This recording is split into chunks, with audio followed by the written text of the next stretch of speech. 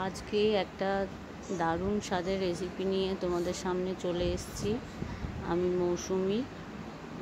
তো লইটে মাছের ঝুড়ো করেছিলাম আজকে, সেটাই তোমাদের সাথে শেয়ার করছি। তো লইটে মাছগুলো তো জানো, তো অনেকেই যারা লইটে মাছ চেনো, খুবই নরম হয়। তো আমি প্রথমে একটু জল দিয়ে একটু জাস্ট সিদ্ধ করে নেব।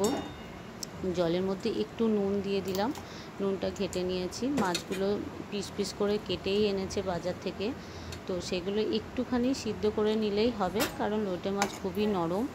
তো আমি একটু সামান্য জলে সিদ্ধ করে নিচ্ছি, আঁশটেনি গন্ধটা চলে যাওয়ার জন্যে।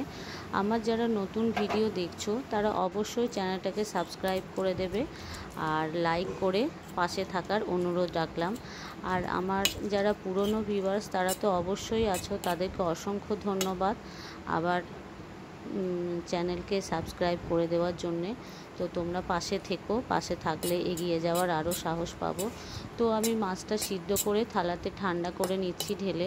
কাঁটাগুলোকে বেছে নিচ্ছি, কাঁটাগুলো যাতে সরু কাঁটাগুলো থাকবে মোটামুটি, ওগুলো ভাজা হয়ে যাবে। যেগুলো মোটা কাঁটা থাকে সেগুলো আমি একটু সামান্য বেছে বেছে ফেলে দিচ্ছি। কাঁটা চামচ দিয়ে একটু চিপে চিপে নিচ্ছি। একটুখানি গরম আছে জাস্ট, ওই জন্য হাতে করে দিতে পারছি না। আর হাতে করে দিতে গেলেও কাঁটা যদি ফুটে যায় সেটারও ভয় আছে, সেই জন্য আমি চামচে করে নেড়ে নেড়ে দেখছি। মোটা যেগুলো কাঁটা থাকবে সেগুলো অবশ্যই বাদ দিয়ে দেবে। ছোটো কাঁটা একদমই কোনো অসুবিধা করে না, একটুখানি মানে ভালো করে ভাজলেই ওগুলো ভাজা ভাজা হয়ে যায়। তো আমার এদিকে কাঁটাগুলো বেছে নিয়েছি, কড়াই গরম হতে বসিয়ে দিয়েছি। কড়াইটা গরম হচ্ছে, ততক্ষণে তেল দিয়ে দিলাম। সর্ষে তেলই ব্যবহার করার চেষ্টা করবে, সর্ষে তেল দিয়ে দিলাম। আর এদিকে আমি একটু টমেটো, রসুন আর পেঁয়াজ একদম ছোট ছোট করে কুচি কুচি করে কেটে নিয়েছি। তেলের মধ্যে সামান্য একটা তেজপাতা দিয়ে দিলাম, ছোটো মতো তেজপাতা দিয়ে দিলাম।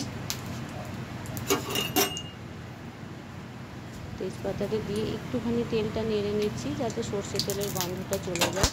একটু গ্যাসটা বাড়িয়ে দিয়েছিলাম, এবারে আবার একটু কমিয়ে দিলাম গ্যাসটা। আমি এদিকে টমেটো, পেঁয়াজ কুচি, রসুন কুচি করে নিয়েছি, একদম সরু সরু করে কেটে নিয়েছি যাতে ভালো করে ভাজা হয়ে যায়। তো পেঁয়াজগুলো কড়াইয়ে তেলে দিয়ে দিলাম, ভালো করে ভেজে নিচ্ছি। ভালো করে ভাজা হলে টমেটোটা দেবো একটু পরে। রসুন আর পেঁয়াজটা ভালো করে ভেজে নিচ্ছি যাতে গন্ধটা চলে যায়। ভালো করে মোটামুটি লাল করে ভাজা হয়ে গেছে, এবারে টমেটোগুলো দিয়ে দিচ্ছি। টমেটোগুলো দিয়ে এবারে নুনটা দেবো, কারণ নুনটা দিলে টমেটোগুলো ভালো সিদ্ধ হয়ে যাবে। কারণ এখনকার শীতকালে টমেটো তো নয় যে তাড়াতাড়ি সিদ্ধ হবে, একটু মোটা মোটা থাকবে, সেজন্য একটু নুন দিয়ে দিলাম। আগে যেহেতু মাছে নুন দিয়েই সিদ্ধ করেছি, সেজন্য নুনের পরিমাণটা কমই দিলাম। আর হলুদ দিয়ে দিলাম, ছোটো চামচের 1 চামচ হলুদ দিয়ে দিলাম, ছোটো চামচের 1/2 চামচ নুন দিয়ে দিলাম, আর ছোটো চামচের 1 চামচ জিরে গুঁড়ো দিয়ে দিলাম, আর ছোটো চামচের 1 চামচ ধনে গুঁড়ো দিয়ে দিলাম, আর ছোটো চামচের 1 চামচ আদা বাটা দিয়ে দিলাম।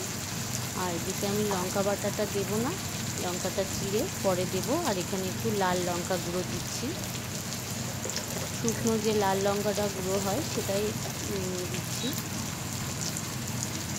সামান্য একটুখানি চিনি দিলাম, সামান্য কয়েকটা দানা মাত্র চিনি দিলাম, যাতে নুনটা বা ঝালটা ব্যালেন্স করার জন্য। মশলাটা কিন্তু ভালো করে নেড়ে নিতে হবে যাতে গন্ধ না বেরোয়।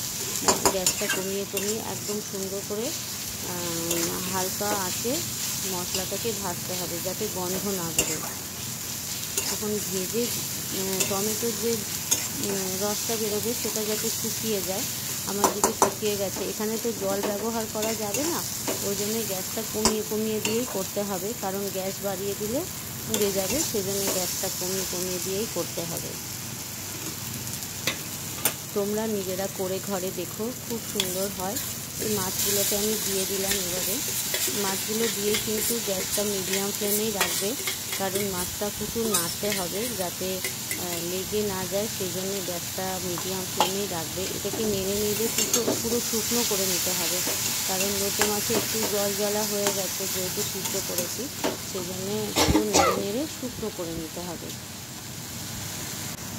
করে কিন্তু বারবার নাড়তে হবে যাতে শুকনো হয়।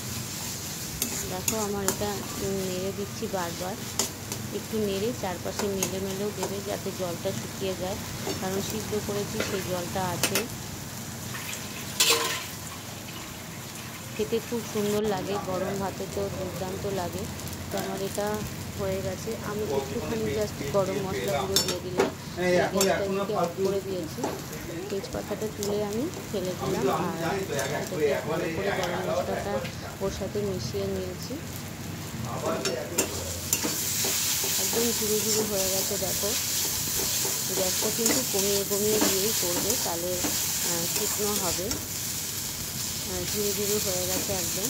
আমি গ্যাসটা অফ করে কড়াইয়ে কিছুক্ষণ রেখে দেবো, তাড়াতাড়ি করে নামিয়ে নেব না, যাতে জলটা, যদিও সামান্য একটু জল থাকে